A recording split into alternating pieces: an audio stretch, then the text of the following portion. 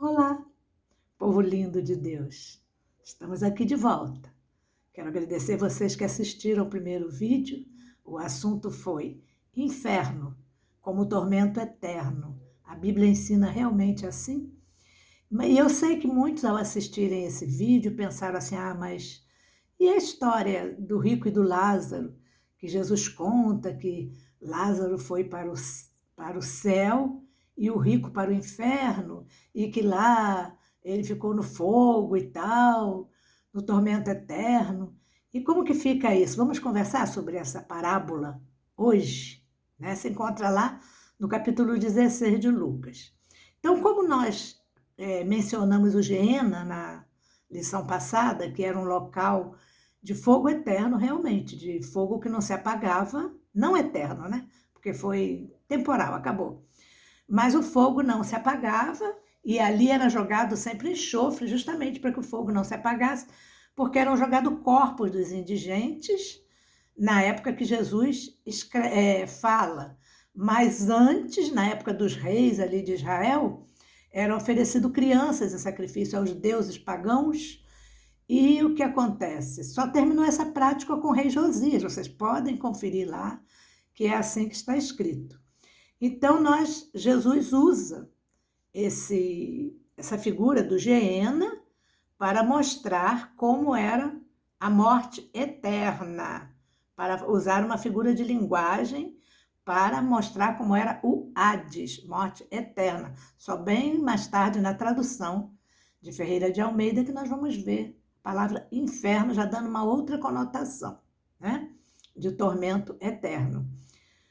Então, vamos ver. Nessa aulinha, nós vamos ver Jesus usando uma crendice farisaica, mas que vinha do livro dos Macabeus. Está registrado no quarto livro dos Macabeus, que é considerado apócrifo, né? Para nós, para a Bíblia cristã, ele é apócrifo. Esse livro nem entrou no cânon. Se encontra lá na Bíblia de Jerusalém. Eu examino bastante essa Bíblia. Então, vamos ver. Jesus usa essa parábola, Jesus usa esse fato registrado lá, essa fé dos macabeus, e que os fariseus abraçaram essa fé, e ele conta em forma de parábola para explicar. Mas vocês vão ver que a intenção de Jesus ali não era dar doutrina nenhuma sobre o céu e o inferno. Vamos ver. Então, no livro dos Macabeus está registrado isso, tá? Que Abraão está no céu, esperando, né, naquele caso ali, esperando pelos fariseus, quando morressem, eles iam se encontrar com Abraão lá no céu, e Abraão os esperava lá de braços abertos, né? Como Jesus ensinava por parábolas, parábolas eram historinhas criadas para ensinar uma verdade, né? Os de mente iluminada entendiam parábola, o que Jesus queria dizer. Jesus certa vez mencionou isso, para que tendo olhos não vejam, né? Tenham ouvidos não ouçam. Então ele ensinava por parábolas. E é assim até hoje. As pessoas que têm mente iluminada leem e entendem a Bíblia pela verdade que ela quer ensinar. E os que não têm, entendem e querem aplicar a Bíblia literalmente. Eu sempre falo para vocês, a Bíblia foi escrita por judeus para judeus. Não foi escrita diretamente para nós. O que foi escrito para a igreja do Senhor Jesus são as cartas de Paulo. Paulo foi chamado para isso. Tem muito assunto para falar sobre isso.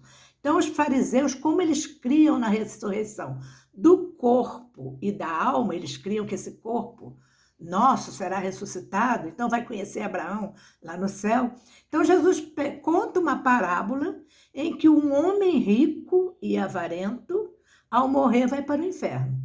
E Lázaro, que mendigava a porta desse rico, era tratado com desprezo por esse rico, ao morrer, vai para o céu.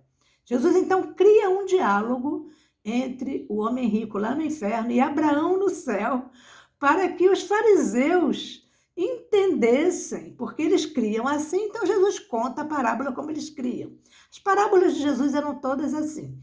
Ele pegava um fato em que a sua plateia, a plateia original, eles criam dessa forma, então Jesus contava uma parábola para achocalhar com a mente deles, né? Sim, É assim que Jesus faz. Então vamos ver, nesse diálogo, o rico do inferno pede que Abraão mande Lázaro molhar o dedo, né, na água e ir lá no inferno refrescar a sua língua, né? Eu acho que tem pregador que sobe no púlpito e conta desse jeitinho aí. Então vamos observar alguns pontos que nos ajudarão a entender que esse ensinamento não pode ser de forma alguma interpretado de forma literal. Primeiro ponto, se nós crermos de forma literal, nós teremos que crer que existe uma comunicação entre os que estão no inferno e os que estão no céu. Nós vamos ter que crer assim, porque era isso que Jesus está mostrando, uma conversa entre os dois. Segundo, nós teríamos que crer como os fariseus que haverá a ressurreição do nosso corpo físico. A parábola fala de olhos, que o rico, olhando para o céu, viu Lázaro lá no seio de Abraão. Então, ele tinha olhos, né? Mandasse molhar o dedo, tinha dedos, tinha língua. Então, tinha corpo físico. E nós teríamos que crer que no céu não é lugar de alegria, mas um lugar de tristeza, onde as pessoas que estão lá no céu ficam vendo o sofrimento daqueles que ele conheceu aqui na terra. Absurdo isso, né? A Bíblia diz que o céu é lugar de alegria. E também, veja bem, certo momento, Abraão falando para ele, diz, filho, manda, né? Filho, quem está aqui não pode passar para aí. Filho, se a lei de Moisés está lá e eles não creem, como vão crer se eu mandar alguém lá pregar o evangelho? Então chama aquele rico de filho, não é possível uma pessoa que está no inferno ser filho de Abraão. Então tem alguns pontos na parábola, por isso que eu falei, Jesus diz, quem tem olhos para ver, veja. Quem tem ouvidos, ouça. Tem que ter a mente iluminada para entender o que Jesus quer falar com o que ele está falando e não aceitar literalmente o que está sendo ensinado, o que está sendo falado. Então vamos ver, a intenção de Jesus não era deixar nenhuma doutrina sobre céu e inferno. Aí vem o entendimento errado. O que Jesus queria mostrar é que a condição social não define a situação espiritual de ninguém. O rico foi condenado não pelo seu dinheiro, mas por sua avareza e falta de amor. Então, queridos, eu poderia pegar vários textos bíblicos para contradizer o que se entende dessa parábola. Mas o meu vídeo, eu já falei para vocês que a intenção é fazer sempre um vídeo curtinho. Vocês mesmos podem procurar. Mas eu vou usar outro fato para ajudar a elucidar este daqui, tá bem? Só que com uma plateia diferente. A plateia diz muito sobre o que está sendo dito. Agora, aquela plateia era de fariseus que criam na ressurreição dos mortos, cria de forma errada, mas cria na ressurreição. Essa plateia agora é a plateia de saduceus que não criam na ressurreição dos mortos. Para eles, morreu, a vida acabou. Acaba para os perdidos, né?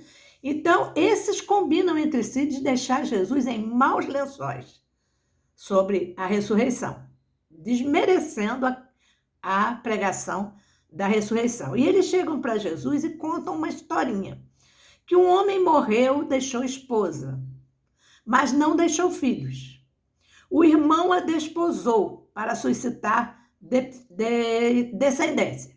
Vejam bem, eles apelaram para a lei que os judeus praticavam, era a lei do levirato, que um irmão ia morrendo se não deixasse descendência, o outro irmão poderia casar para suscitar descendência para aquela família, para aquela geração deles ali.